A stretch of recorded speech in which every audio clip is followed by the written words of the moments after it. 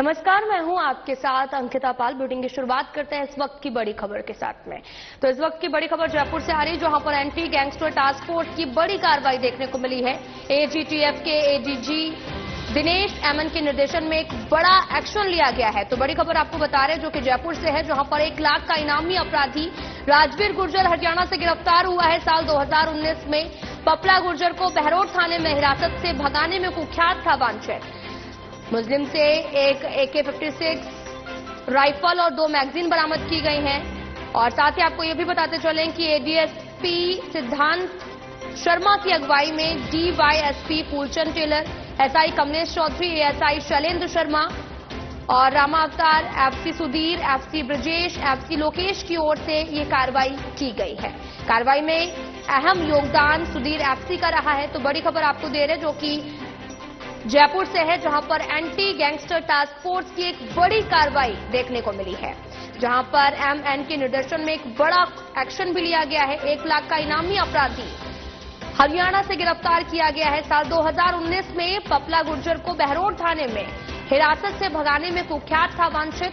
और साथ ही मुस्लिम से एक AK-56 राइफल भी बरामद की गई है। कार्रवाई में अहम योगदान सुधीर एफसी का रहा है। तो रुक करते हैं खबरों की तरफ। राजस्थान के राज्यपाल हरिबाऊ बाकरे से मंगलवार को राजभवन में विधानसभा अध्यक्ष वासुदेव देवनानी ने पहुंचकर मुलाकात की है। इस दौरान उन्होंने राज्यपाल बाकरे को साल वर्ष प्रतिपदा पर प्रकाशित 9 वर्ष की डायरी भेंट की है। राज्यपाल ने साल प्रतिपदा का प्रकाशित 9 वर्ष डायरी की सराहना की। विधानसभा अध्यक्ष देवनानी और राज्यपाल बाकरे ने इस दौरान कई विषयों पर संवाद किया। उनकी यह शिष्टाचार भेंट भी हुई है।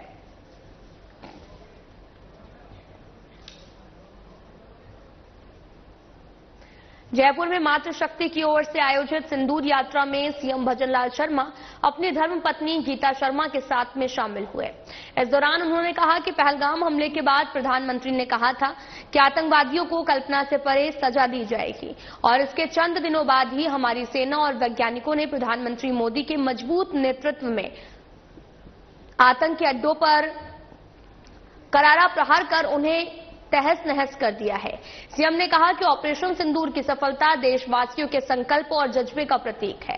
भारत की अखंड एकता ने आतंकवादियों को कड़ा संदेश दिया है कि आतंकियों को सबक सिखाने के लिए देशवासी पूरी तरह से एकजुट हैं। इस दौरान शर्मा ने ऑपरेशन सिंदूर की सफलता के लिए बहादुर जवानों को धन्यवाद दिया, वीर शहीदों को भी नमन किया है।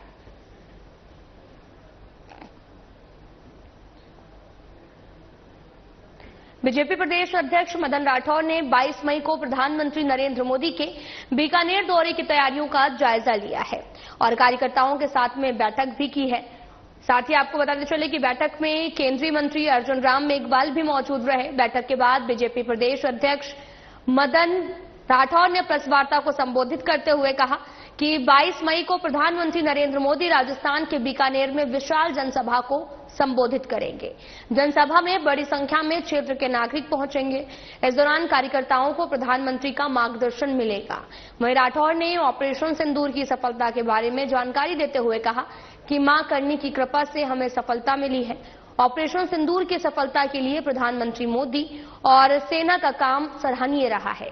भारतीय सेना ने पाकिस्तान की सीमा में 500 किलोमीटर तक घुसकर आतंकियों को मारने और उनके केंद्र को नष्ट करने का भी काम किया है।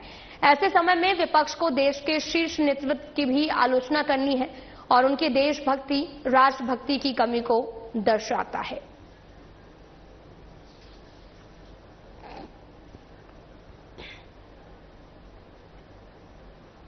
तो वहीं भारतीय रेलवे देश की जीवन रेखा मानी जाती है, जो करोड़ों यात्रियों को प्रतिदिन एक स्थान से दूसरे स्थान तक पहुंचाने का कार्य करती है।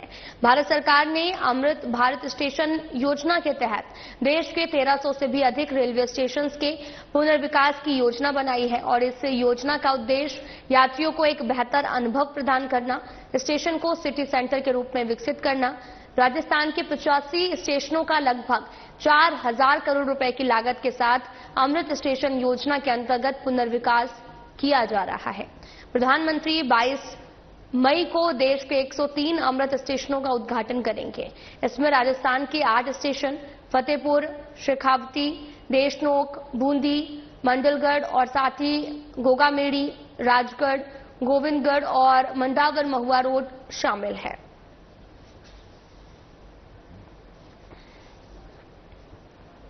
आपको यह भी बताते चलें कि भारतीय रेलवे देश की जीवन रेखा मानी जाती है, जो करोड़ों यात्रियों को प्रतिदिन एक स्थान से दूसरे स्थान तक पहुंचाने का काम करती है।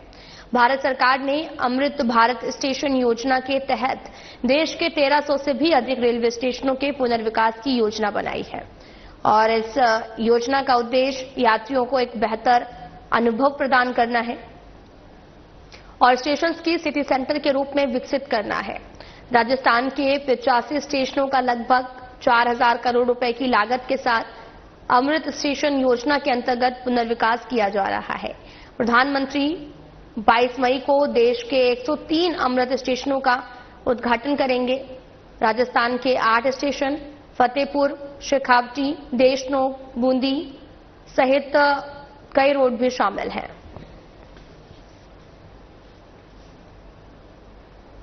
तो वहीं अमृत भारत योजना के तहत राजगढ़ रेलवे स्टेशन पर हुए पुनर्विकास कार्यों का उद्घाटन 22 मई को प्रधानमंत्री नरेंद्र मोदी वर्चुअली करेंगे। उद्घाटन से पूर्व मंगलवार को डीआरएम संजीव दीक्षित रेलवे अधिकारियों के साथ में राजगढ़ पहुंचे, स्टेशनों पर हुए कार्यों का निरीक्षण किया है। राजगढ़ नगरपालिका चेयरमैन सतीश दुहाइया के नेतृत्व में प्रतिनिधिमंडल ने डीआरएम को फाटक संख्या 140 पर आरओबी निर्माण और ट्रेनों के ठहराव को लेकर ज्ञापन भी सौंपा है। इस दौरान डीआरएम ने प्रेस कॉन्फ्रेंस में बताया कि अमृत भारत योजना के तहत राजगढ़ स्टेशन पर 13 करोड़ 9 लाख रुपए की लागत से यात्री सुविधाओं का विकास किया गया है। इसमें बुकिंग ऑफिस, टिकट हॉल, प्रवेश द्वार, porch, circulating area, 2 wheeler 4 wheeler parking का पुनर्विकास शामिल है। राजगढ़ रेलवे स्टेशन जयपुर मंडल के अंतर्गत आता है। निरीक्षण के दौरान रेलवे के कई वरिष्ठ अधिकारी भी मौजूद रहे हैं। परसों 22 तारीख में माननीय प्रधानमंत्री द्वारा पूरे भारत में 103 स्टेशनों का जो नए अमृत स्टेशन हम लोगों ने तैयार किए हैं उनका उद्घाटन होगा।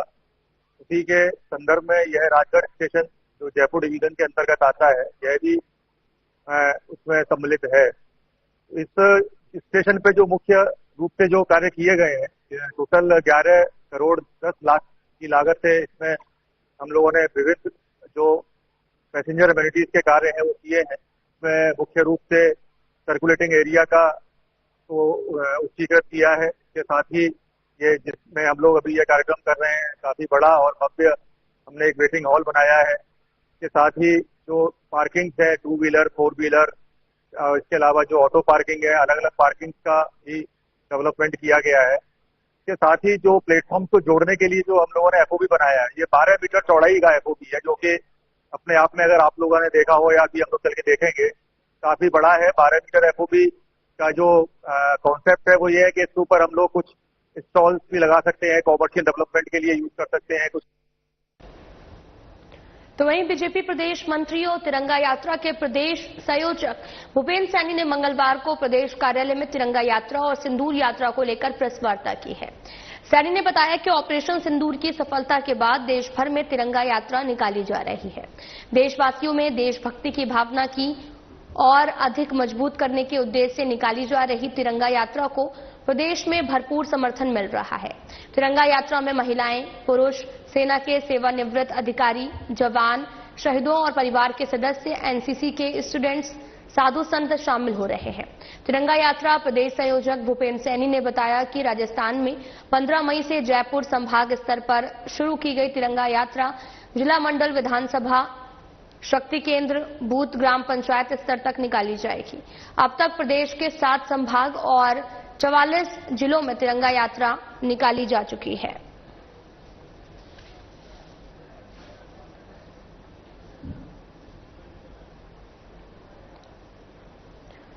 तो वहीं आपको बताते चलें कि बानसूर में विशाल तिरंगा रैली निकाली गई है। ऑपरेशन सिंदूर की कामयाबी को लेकर लोगों में उत्साह और जज्बे को देखते हुए बानसूर में तिरंगा यात्रा का आयोजन किया गया, जिसमें स्थानीय विधायक देवी सिंह शेखावत, बीजेपी जिला अध्यक्ष महासिंह चौधरी और बीजेपी जिला संयोजक डॉक्टर शशिकांत बोहरा, नगर पालिका अध्यक्ष प्रतिनिधि साजन मिश्रा और साथ ही बानसूर तहसीलदार गजेंद्र सिंह राठौर समेत कई अधिकारी और कर्मचारी मौके पर मौजूद रहे हैं।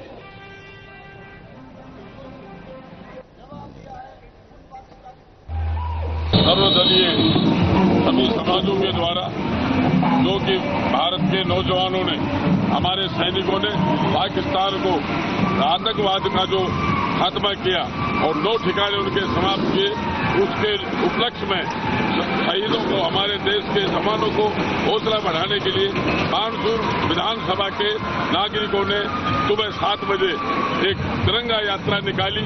भव्य यात्रा निकलकर स्मृति मोड़ से निकलते हुए मैन बाजार होते हुए रामलीला मैदान पहुंची और वहां बानसूर के गणमान्य नागरिकों ने उसे सम्मानित किया और याद किया शहीदों को और देश के नौजवानों को, जो हमारे देश की सेना देश की रक्षा कर रही है, पाकिस्तान को जो फर्ज किया है उसके हौसले बढ़ाने के लिए आज बानसूर के युवाओं में, हर व्यक्ति में, महिलाओं में, महिला शक्ति में, सब में जोश है और इन्होंने शानदार एक रैली निकाली।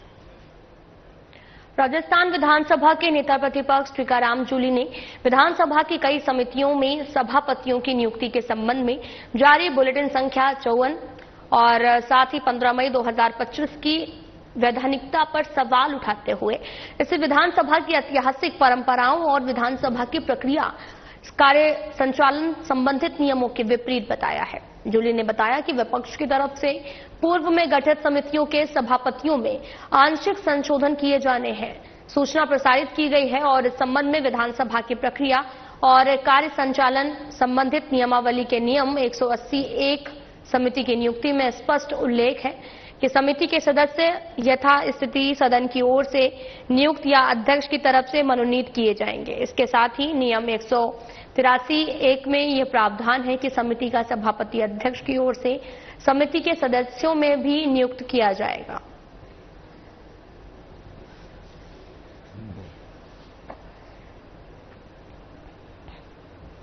राजस्थान विधानसभा अध्यक्ष वासुदेव देवनानी से विधानसभा में नेता प्रतिपक्ष टीकाराम जूली सहित प्रतिपक्ष के सदस्यों ने मुलाकात की है। विधानसभा अध्यक्ष देवनानी को प्रतिपक्ष के सदस्यों ने कंवरलाल की विधानसभा सदस्यता समाप्त करने के मामले में निर्णय किए जाने के संबंध में ज्ञापन दिया है। विधानसभा अध्यक्ष ने नेता प्रतिपक्ष सहित प्रतिपक्ष सदस्यों को इस संबंध में न्याय सम्मत शीघ्र निर्णय लिए जाने के लिए आश्वस्त किया है। देवनानी ने विधायक कंवरलाल के मामले में राज्य के महाधिवक्ता को इस संबंध में तुरंत अपनी विधिक राय विधानसभा सचिवालय को भेजे जाने के लिए निर्दिष्ट किया गया है।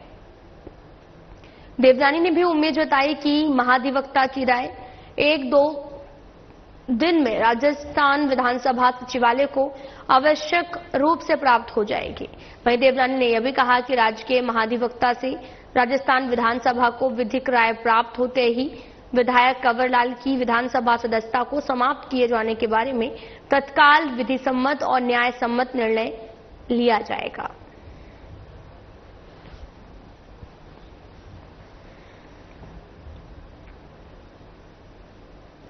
तो वहीं टोंक कलेक्ट्रेट को बम से उड़ाने की धमकी भरे ईमेल मिलने के 12 घंटे के बाद में बम निरोधक टीम की छानबीन में कुछ नहीं मिला है, जिसके बाद जिला प्रशासन ने राहत की सांस ली है।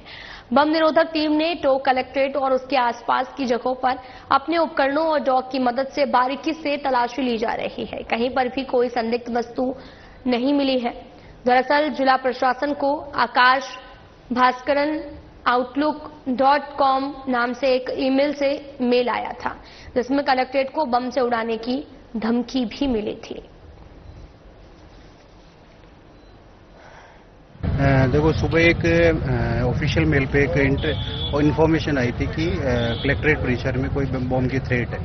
तो वो सूचना के तुरंत बाद में हमारी जो पुलिस और प्रशासन की जो टीम थी वो यहाँ पे तुरंत पहुंची और पूरे जो परिसर था उसको इवैक्यूएट किया और जो सारा परिसर था, सारे जो कर्मचारी काम कर रहे उनको खाली कराया।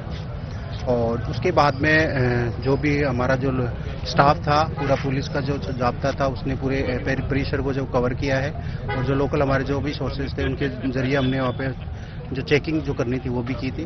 उसके बाद में जब हमने इसको और जो थ्रेड थी उस पर जो BDS जो हमारी टीम थी जो कोटा से आनी थी, जो पहले क्योंकि भीलवाड़ा में एक थ्रेड थी, तो टीम पहले वहाँ गई और उसके बाद में अभी टीम यहाँ पे आई है।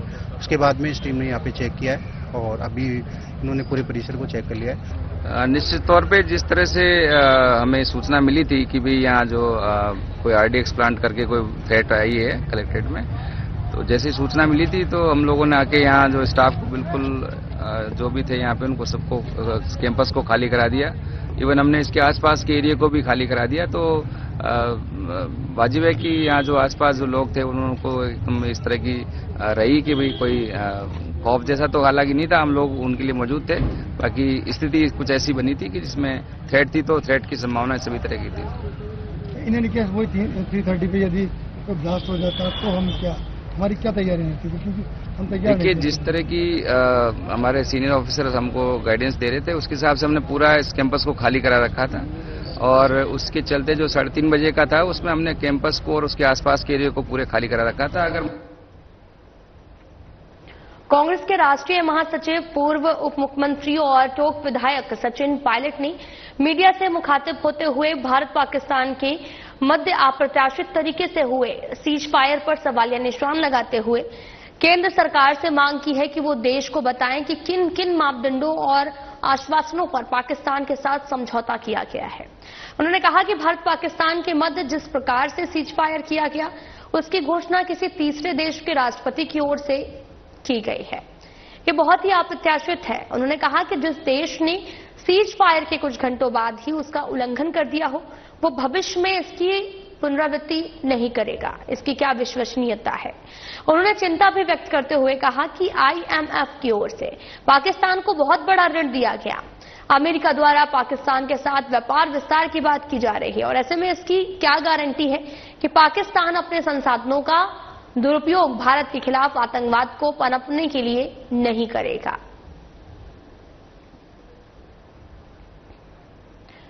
राजस्थान लोक सेवा आयोग यानी कि RPSC में हो रहे भ्रष्टाचार और SI भर्ती 2021 को लेकर राष्ट्रीय लोकतांत्रिक पार्टी का आंदोलन लगातार तेज हो गया है। RLP प्रमुख और नागौर सांसद हनुमान बेनीवाल मंगलवार को भी शहीद स्मारक पहुंचे हैं। प्रदर्शनकारी युवाओं को संबोधित करते हुए सरकार और आयोग के खिलाफ तीखा प्रहार किया है। बेनीवाल ने कहा कि राजस्थान का मेहनतकश युवा खुद को ठगा हुआ महसूस कर रहा है। जब मेहनत और योग्यता की जगह पैसे और सिफारिश से नंबर बढ़वाए जाएं तो ये लोकतंत्र नहीं, माफिया राज होता है। RPSC को तुरंत भंग करके नए सिरे से पुनर्गठन किया जाना चाहिए।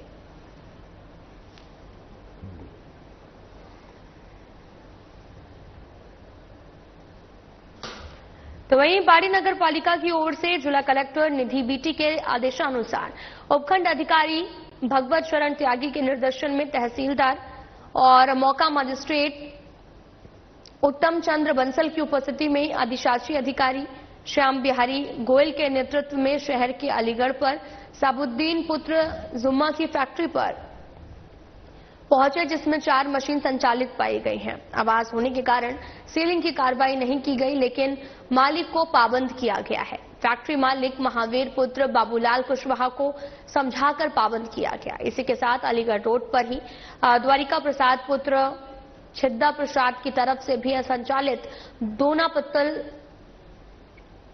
फैक्ट्री, जिसमें 20 मशीनें लगी थी, जो बिना परमिशन अवैध रूप से संचालित की जा रही थी और जिसको लेकर फैक्ट्री मालिक को पाबंद किया गया है। फैक्ट्री को बिना परमिशन के न चलाएं। मौके पर ही उक्त फैक्ट्री गोदाम को सील भी किया गया है।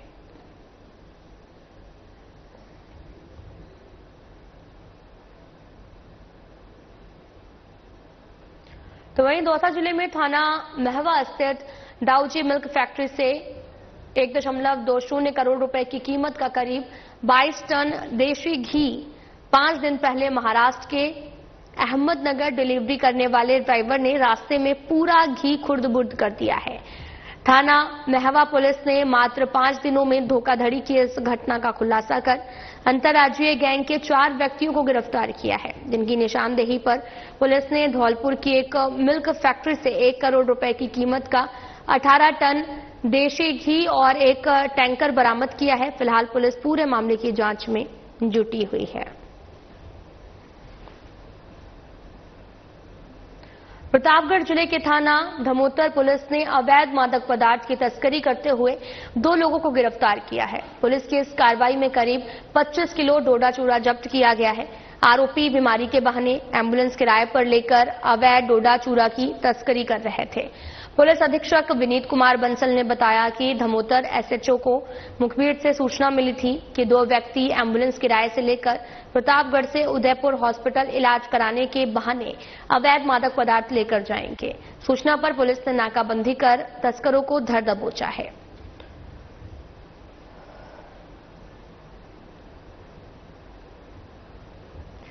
टोंक सदर थाने की ओर से वांछित अपराधियों की गिरफ्तारी के लिए चलाए जा रहे विशेष अभियान के दौरान बड़ी कार्रवाई करते हुए 5,000 रुपए के इनामी अपराधी आदित्य पंचौली को गिरफ्तार किया है। सदर थानाधिकारी जयमल सिंह ने बताया कि मामले में तत्कालीन जांच अधिकारियों ने आरोपी रामप्रसाद पंचौली और मधुबाला पंचौली को गिरफ्तार किया है, जो वर्तमान में न्यायालय की ओर से जमानत पर हैं, जबकि आदित्य पंचौली फरार चल रहे थे, जिसकी गिरफ्तारी के लिए 5,000 रुपए का इनाम घोषित किया गया है, जिसे अब उदयपुर से गिरफ्तार किया गया है।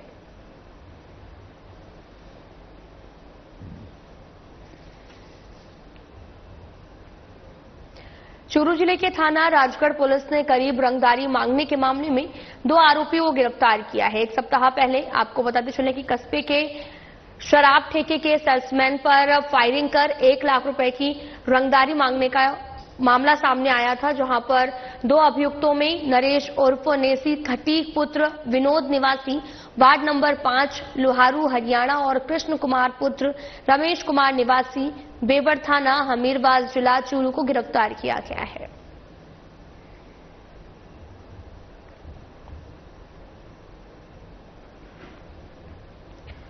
तो कोटपुतली क्षेत्र के नेशनल हाईवे 48 पर एक दर्दनाक सड़क हादसे में बच्चों के विशेषज्ञ डॉक्टर गोकुल गिठाला की मौत हुई है। हादसा गोवर्धनपुरा चौकी के पास ट्रेलर और कार की भीषण भिड़ंत का है। जानकारी के अनुसार हाईवे पर अचानक से कोई जानवर आ जाने के कारण ड्राइवर ने उसे बचाने का प्रयास किया और इस प्रयास में ही गाड़ी ट्रेलर से भिड़ गई और हादसा हो गया। जैसे ही हादसा हुआ, आसपास के लोगों में हड़कंप मच गया। लोग तुरंत गाड़ी के पास पहुंचे, दोनों को बाहर निकाला गया। इसके बाद दोनों घायलों को राजकीय BDM जिला अस्पताल में भर्ती करवाया गया है, जहां डॉक्टरों ने